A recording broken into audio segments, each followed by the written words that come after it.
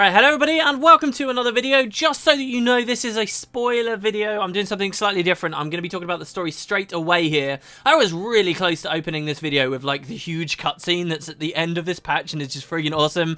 But something didn't sit right. Even though I'm going to be spoiling it here, it didn't sit right showing it right at the start. So towards the end of the video will be a particularly awesome trailer showing off the end of the patch.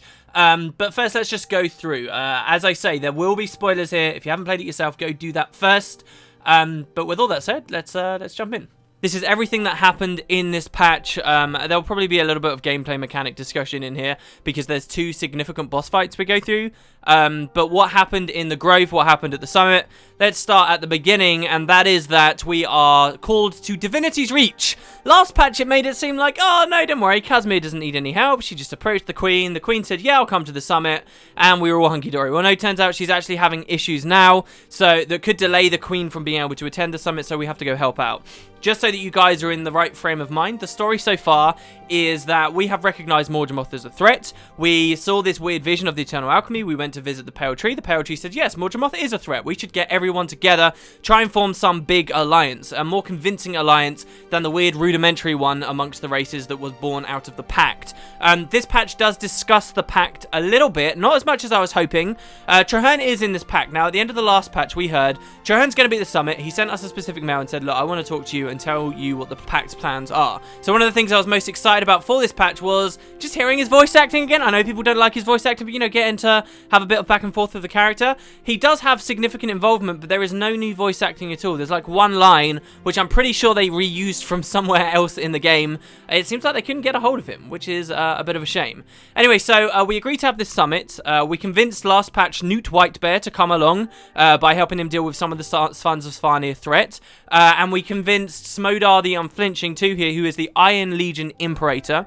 Remember, this guy isn't the leader of all the Char, just one of the High Legions, which happen to be the High Legion that's living in Ascalon right now, okay? So, Smodar agreed to come at the cost of Ritlock being sucked into the mists. A funny theory someone told me just yesterday about where Ritlock might have ended up is the idea that he ended up in that Flash minigame ArenaNet released, Ritlock's Critter Rampage, I think it was called. Probably not there, but he doesn't appear in this patch at all. Definitely looks like what they did with the Glint thing with the Zephyrite. He's a set piece for something much later. Ritlock has no mention in this entire patch, and he certainly doesn't appear again out of the mists. Traherne said he wanted to meet us just before the summit, so we can expect to see him there.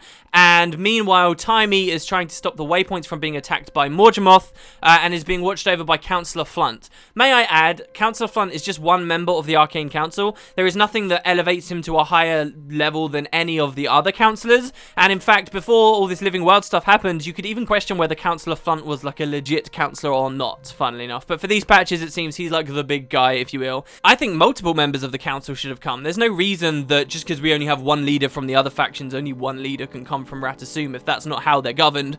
But whatever, I digress. So the patch begins. Casimir says that someone has been spreading lies among the people of Divinity's Reach that Queen Jenna had specifically met up with Scarlet before the attack of the Watch Knights, and that they had collaborated on this huge attack during her Jubilee.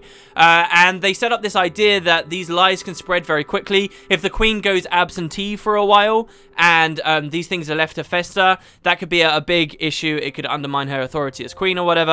Same kind of standard Divinity's Reach politics style stuff we've experienced in Kryta before. So, Casimir wants to head it off before the Queen has to leave. So, she calls us to attend a big party between many councillors and ministers and noblemen, and we are trying to figure out who's spreading the lies and then put them down for it, basically. On points of interest, which is the live stream ArenaNet do talking about Living World updates, a couple of weeks ago, one of the lead writers said, you know this thing where Casimir said she's got a gift for seeing people lie? That's going to become important. Well, it looks like on this patch that is now important. Casimir's with you. You do all the talking, but Casimir is using her new gift to figure out who the liars are here, there, and everywhere. In terms of gameplay, I think it is lacking slightly. The idea that this could be a really rich RPG environment where you can interrogate all the different people in varying ways and get different information that maybe you can fail by saying the wrong things isn't explored that much. It is explored a little towards the end when you find your culprit, but there are like no genuine fail clauses as far as I can see. There's like a suspicion bar up in the top right, which you're pushing up by asking the wrong things, but eventually you deduce this information, okay? Scarlet went went to speak with the Queen. After Scarlet asked to meet with the maker of the Watch Knight, this was before the Jubilee. Someone made the Watch Knights, we don't know their identity, but Scarlet asked to collaborate with them. Anise whispers something in Queen Jenna's ear. The Queen gets very flighty, calls an end to the meeting and rushes out. Then, supposedly later at night, people saw Scarlet and the Queen huddling together and talking to each other, seeming to be arranging something. Now, we as the hero of this patch eventually finger people who are spreading the rumors. It turns out someone's been paying people to spread these rumors, and we come to the conclusion that this was all false, that this was all a big lie and the Queen really is this great hero of the people and whatever. However, it is still slightly up to interpretation. It all comes to a head when you realise that if this meeting, supposedly under a bridge, this sleazy meeting between Queen Jenna and Scarlet Briar took place, if this happened, it turns out Countess Anise was there too. So we have to go to Countess Anise and ask her, hey, were you there or not? And we have to take it on her word whether she's lying or telling the truth. Anise says, of course I wasn't there, this meeting never happened. There was no collaboration between the Queen and Scarlet for the attack at the Jubilee. Don't worry about it, we've now got all the evidence we need to put these rumours to bed. And that's how it ends, like it's literally just on Anise's word. Now Casimir says to you, hopefully I'll be able to tell if Anise is lying or not, but then she later tells you that her gift only really works very well on people who are strangers to her. And Countess Anise is no stranger to Lady Casimir. And further, Countess Anise, we know ourselves, is a very powerful mesmer. The patch even brings this up. Yes, Casimir's got this gift, but Anise is a great mesmer. She is a manipulator of the mind herself. Who's to say Anise couldn't have lied? I think they are perhaps, in a very subtle way, setting up the idea that there was something nefarious going on there. And while we, the hero, come to the conclusion that these were lies and we help to quell them, maybe this mysterious person who was paying gold to get this information out, maybe there's some real truth behind it. That's just my speculation. It's probably a crackpot theory, but it's interesting nonetheless. Anise also tells us that she got a message from E, not that she seemed to know who E was. It could still be her, I guess, in theory, just a big double bluff. She said she got a message from E saying that the supposed person to have witnessed the meeting under the bridge was in fact out gambling, and so there is no way that they could have known such a meeting took place, and there you go, these rumours have nothing substantive behind them. Anyway, from my recollection of it, you guys can probably tell it's kind of a complicated-ish story. I like it though. It's a lot of political stuff. It's a cool party. You see a lot of characters that we haven't met for a long time. For example, Minister Wee, he's a character that was referenced greatly in the personal story. He's like the Minister of Ruickton, a kind-hearted guy, basically one of the only nice people you'll come across at the higher levels in Divinity's Reach.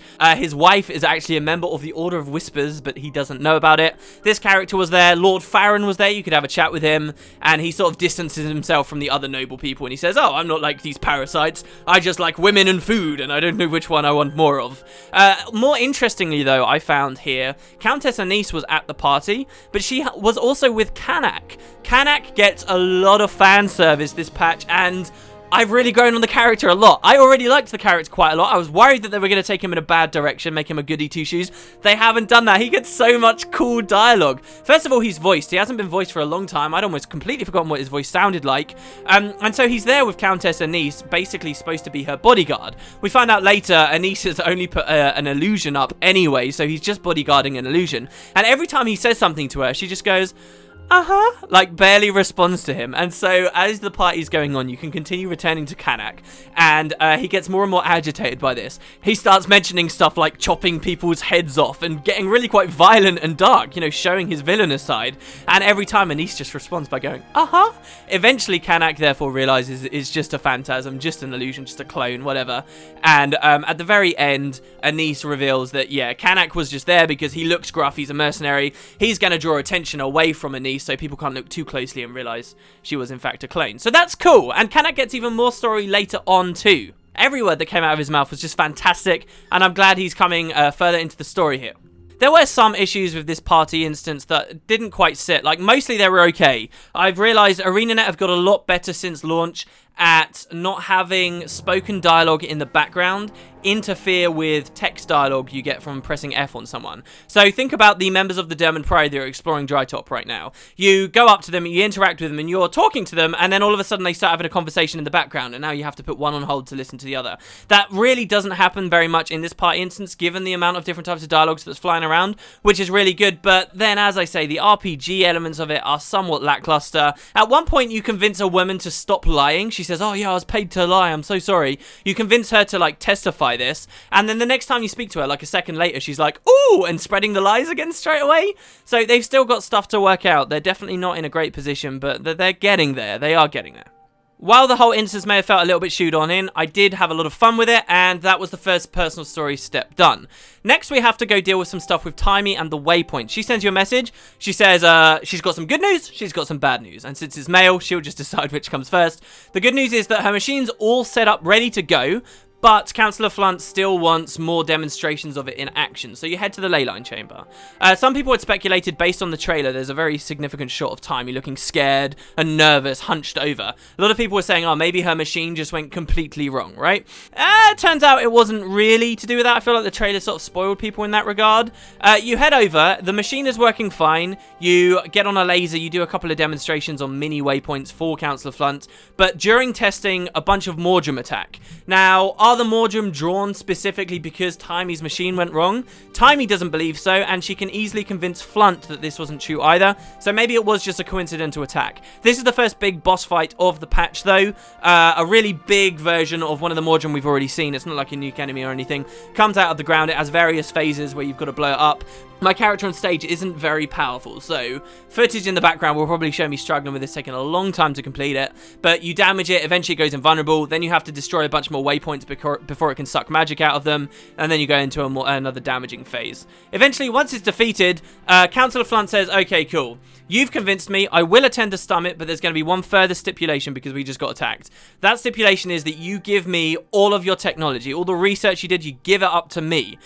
Timey is infuriated by this. I quite like it because it definitely seems like the kind of thing Asura would do together.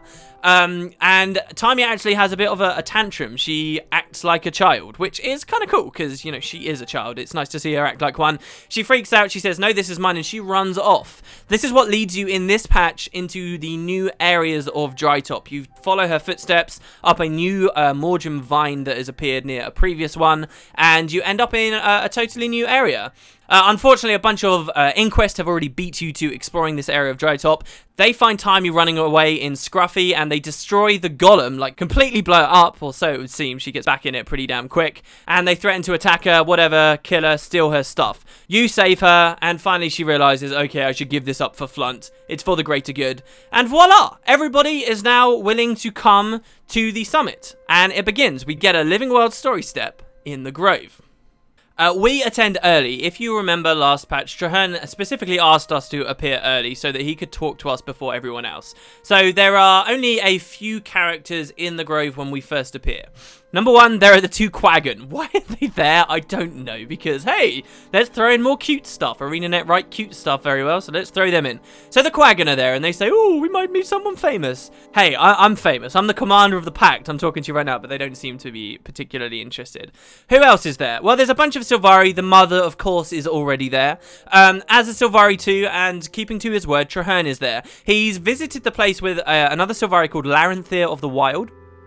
This character you guys might recognize, particularly those of you who chose Vigil as your storyline. This is a prominent member of the Vigil who was specifically put forward at the forming of the Pact to work with Traherne. If you guys remember, there was one specific member of all three orders that went forward with Traherne into the Pact. So Larenthir was the Vigil guy, Doern Valesquez was the Order of Whispers guy, and I can't remember the Dermond Priory guy. Anyway, he's the only one here, I guess because he's a Sylvari and he just wanted to come back to the Grove.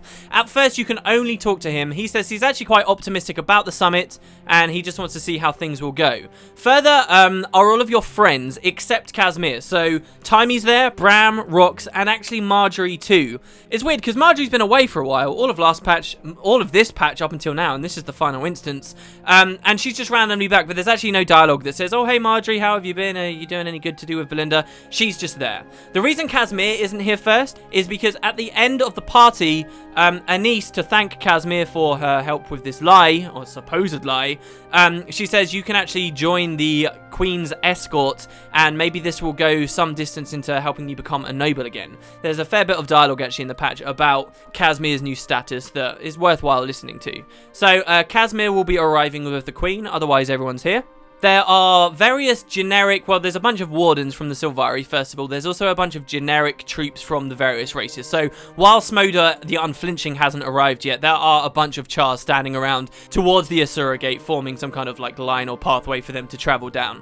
And last, most interestingly, I think, are Canach and Anise. They have arrived at the summit early, and Anise has disguised herself as a Sylvari. This is another opportunity to get a ton more information from Canach, a ton more talking to Canach. They have really great chemistry. I really enjoyed seeing these two characters talking to one another. Basically, Anise reveals to Canach throughout the course of this instance that she bought his billet to get him out of jail because she wants to use him as some kind of special agent, a blade for her to use. She specifically says that she's not really interested in what he did at South Sun or why. She was just more interested in how he ended up getting caught. That was the thing she was most interested in. That makes her seem really nefarious to me. It was very, very cool. And he basically says, yeah, I'll be your blade, just point me where to go. Some other interesting dialogue is Canach basically says, oh, hey, Anise, you hid yourself really well as a Sylvari. It makes me wonder what else you hide. And he gets so far as to saying, it makes me wonder how young you might really be. But she interrupts him and says, you never say that again. Why was that thrown in there? I'm going to come out with a crazy idea. A lot of people have been voicing it. Well, is Anise Livia? You know, hundreds of years old? Is she just sort of dropped some of her necromantic ways, become better as a mesmer? And this is her true form Livia? I don't know, it seemed really weird to me that they took the time in this patch to have that dialogue there and say, how old really are you, Anise? And she wouldn't have any other conversation. So, yeah, very cool. And there will be a tiny bit more with Canach right at the end of the story. These are the people that are here. The procession begins. It starts playing some cool music I don't think I've actually heard in Guild Wars 2 before. Everyone slowly arrives at the Grove. One thing they did that I do applaud, I thought they did quite well, was each member of Destiny's Edge 2.0 react to their specific leader in a different way. When Newt Whitebear comes, Bram is rather impersonal. He says, thanks, you did me a solid. And that's, I feel, because the Norn as a people, they don't really form armies. They're very personal people. You know, they do favors for one another. And even though Newt is like the guy in charge at Holdbrack and so forth, that's the relationship they have, right? While in the meantime, when Councillor Flunt comes, Tommy's just like, who the hell is this asshole? I really hope he gets what's coming to him. I don't like him at all. Like, it's a completely different response. And then when Ritlock comes, Rox is just very professional and she just treats him as the leader of the High Legion, and that's it. As the Queen comes, Casimir and Marjorie, they see each other for the first time, presumably in a while, and they say, oh, hey, how's it going? We'll catch up in a bit. And all of the world leaders go to meet at the Grove. So far, this has all happened in the lower areas of the Grove, not actually up in the Omphalos Chamber, which is where we previously met with the Pale Tree, where the Avatar usually hangs out. So, the leaders, plus us, Destiny's Edge 2.0, and us, the commander of the Pact, we all head upstairs, and Timey, being too young, and with a giant golem that presumably couldn't get in one of these pods, is forced to wait downstairs. And now the procession truly begins. I actually don't like the way that ArenaNet dealt with this. It was very much a cookie-cutter encounter where they said, okay, everybody has met together. Now, who are you? Oh, I'm Councillor Flunt. What are your problems? Oh, we Asura have X problem, Y problem, Z problem. We can't possibly deal with the Elder Dragons. And then they have you, the player character, step up to the podium and say, oh, well, look, this is why you should fight Mordremoth, because of reason A, reason B, and reason C. And they say, oh, yes, you have changed my mind. You are amazing. Sure, I will help. And then the next guy steps up, and it's the exact same thing every time. We already knew the stories. We already knew the issues that these people had. I don't like that you could predict every single time when these people stepped forward that they were first going to say no, they were going to spew out some lame reason, and then you were going to convince them otherwise. Is this just to make us feel like we did something important at the summit? I don't care for it. It would have been much more interesting if when we got to, say, Queen Jenna, she said, you know, I appreciate I've got problems, but I'm with you 100% of the way, straight away. You know, we didn't need this completely cardboard encounter. I didn't like it. I didn't like the procession. There was one cool part, and that was when Flunt stood up. Flunt said, why are you asking us to do anything? The Pact has already defeated Zaitan.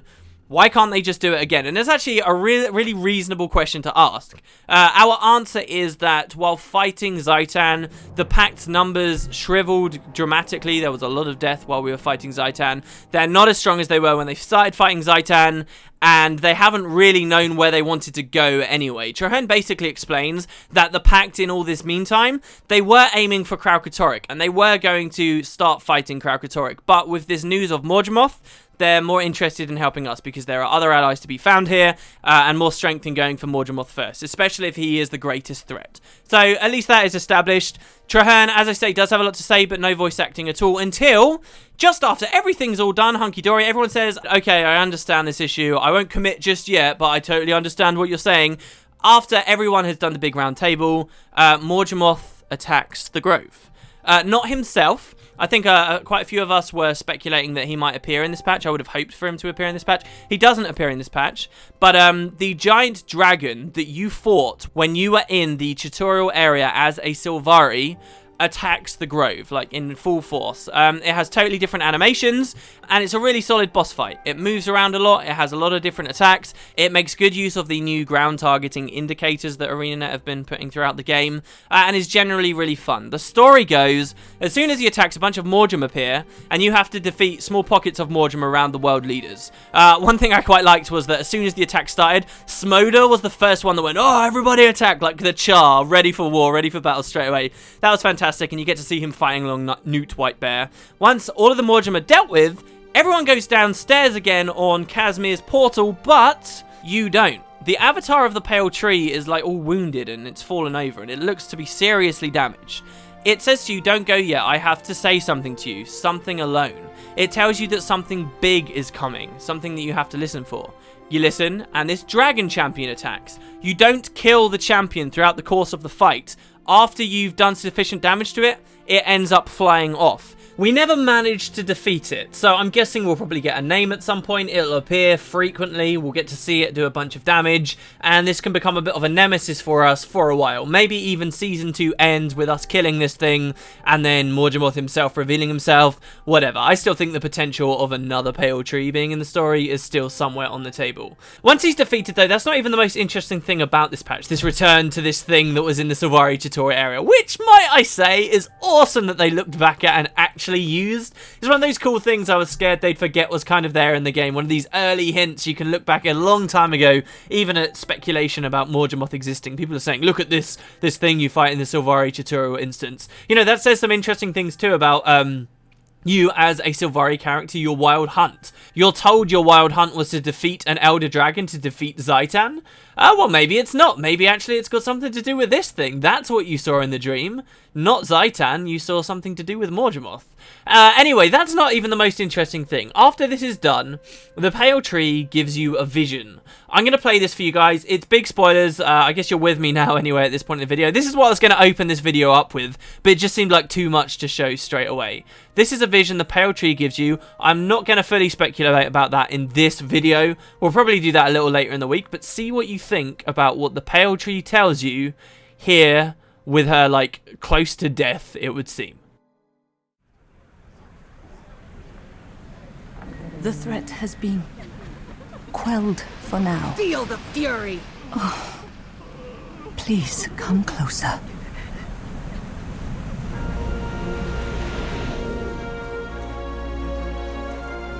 Please, I must share something with you. I'm fading.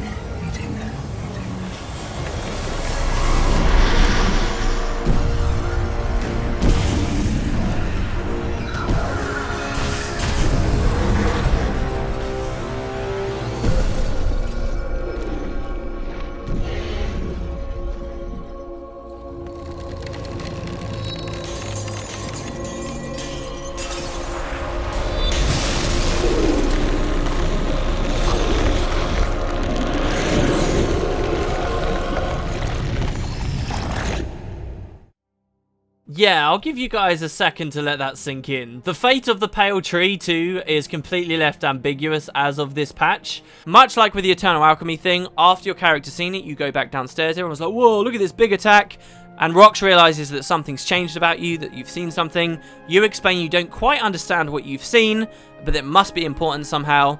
And that's sort of the tone that the patch ends on. By no coincidence, because of this attack from Mordremoth right there, all of the world leaders immediately say, wow, okay, no, now I've seen it. Look, this has rallied me. Now I know that I need to fight. It's pretty much exactly the same as what happened in the personal story when everyone was tentatively thinking about fighting Zaitan, and then Claw Island got attacked, Lion's Arch got attacked, and that catalyzed everyone. They realized the issue and they went to arms. In fact, after everything's over, you can speak to Traherne, and he specifically says, doesn't this remind you of Glorst the Plaguebringer, I believe was his name, Plaguebringer, at Claw Island? And you can say, yeah, this is exactly the same. Hopefully people will want to fight now. And Traherne has another idea too. He says, now I'm much more compelled to get back to Fort Trinity, start preparing for this fight against Morgemoth. But he also says that this attack seemed far more intelligent than what he previously knew about Elder Dragons. And he seems to think that there was a man on the inside, that someone, because it was so well known to Tyrians that this World Summit was happening, that someone with a dark heart had led Morgemoth to this area to attack it at this time. That someone was working for the dragon on the inside. And given what we've seen with the Scarlet stuff, with what we saw with Erin, maybe that's not too far from the truth. Maybe you can take another twist on it too, that yes, someone lured a Morgemoth minion here, a champion here to the World Summit, but he wasn't trying to kill all the world leaders at once. He was just hoping that they would see that Morgemoth was a huge threat, and that maybe that's the twist that they'll eventually get on it. Maybe that explains why Loranthir at the very start of the patch was so optimistic about the outcome, because he knew that everyone would see the danger and something good would come of it. The final thing, story thing about the patch, you can go chat with Anise and Canach once more, and Anise tells Canach to return with Traherne to Fort Trinity. He's still working for her. He's still like answers to her. He's not a free man, but he's out on a solo mission now. She says that he's proved himself and that she needs him in Fort Trinity to do what must be done, and they leave it very vague from then on. So what are Anise's plans? This patch definitely throws a bit of a shadow over some of the human side stuff. I'd like to see some kind of serious double cross or ulterior motives be shown at some point, because as I've explained in a recent video, I feel like ArenaNet don't do that very much. And there's opportunities here. So anyway, there you go, guys. That's the patch. We will talk in a future video more about this crazy vision. I'd love to hear what you guys think about it, what you thought about the quality of the patch in general. Let me know, especially after you've played it. And I guess I will see you next time for all that goodness. Have a great day, guys. I'll catch you later.